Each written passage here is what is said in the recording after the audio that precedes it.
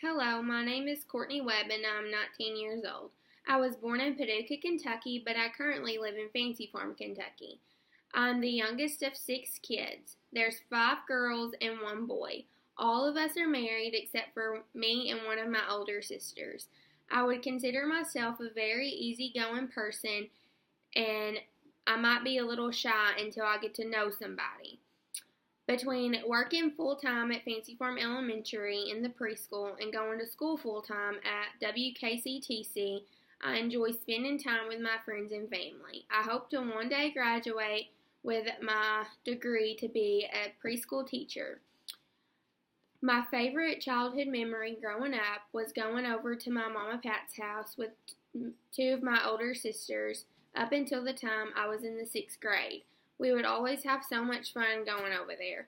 We would dress up in her nightgowns and put on all of her fancy jewelry and put on a fashion show for her and my Papa Jeff at night.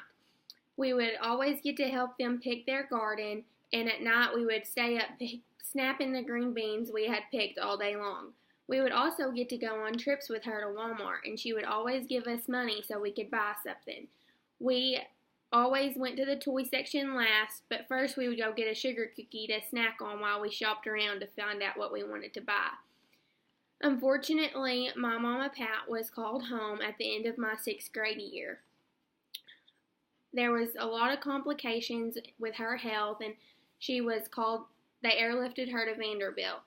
Sitting in church one night, my mom came and got me out of the back from youth and told me that we needed to leave. We had to go to Nashville. Mama Pat wasn't doing very good.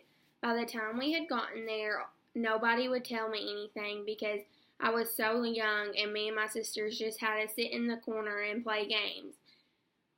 Thankfully, she pulled through that and she only had to stay up at Vanderbilt for 6 months, and then she got to come home. We would still go over there after she came home every weekend, but we wouldn't get to do some of the stuff we used to because her health wasn't the best.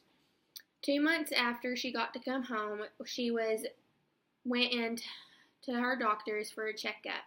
They admitted her into Western Baptist, and things weren't looking good. I was on a field trip one day at school, and my Uncle Joey was a bus driver.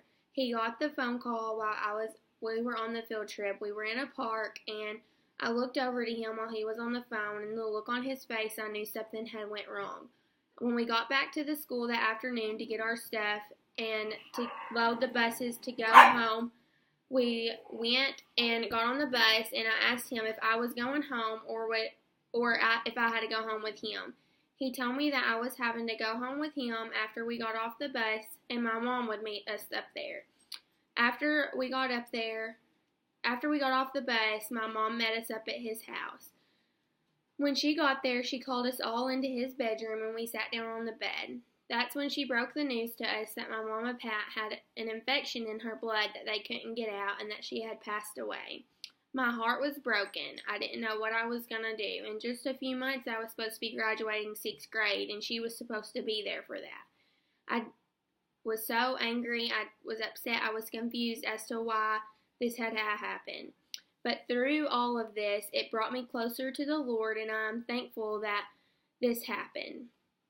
And He brought me through that trial in my life.